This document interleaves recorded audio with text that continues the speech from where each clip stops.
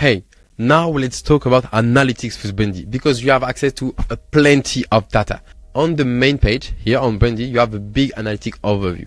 How many submissions, how many recommended products, conversion rate of the quiz, and revenue generated with the quiz. Here you can change if you want to see all the quiz or to check one in particular. Like in our example, we have worked on the quiz number 3, and you can also change the time period. So if you want to see on the last 70 days, 15 days, it's up to you, okay?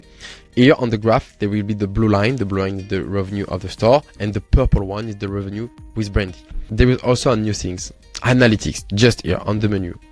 We will see here for the quiz number 3 in our example, the ratio about each question, what people have selected. Like for example, on that case, on the first question, it's more about my partners or family member. Here, for example, on this question, it's 100% my sisters.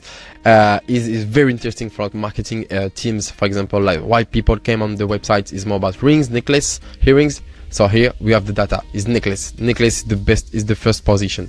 100% for gold, for example. And here is also the repartition of the budget of each customer. Something also very interesting here, what we call the funnel breakdown. The funnel breakdown will show you the path of your customers on the quiz and which segment generate more revenue.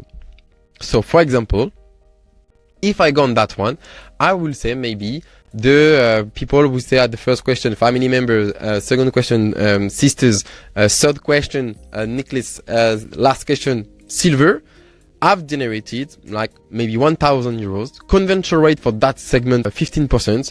AOV is 20 euros extra. So you have completely pass of which question. So that means each segment of your customers generate more revenue, so you know exactly which one is the better one. And you have the quiz completion here about if people going through all the question or not, so you can identify if there is a question a little bit tricky that people didn't understand, so they just quit the quiz and doesn't go to the full experience. Okay, so you have a big view of all analytics. I hope it will help you.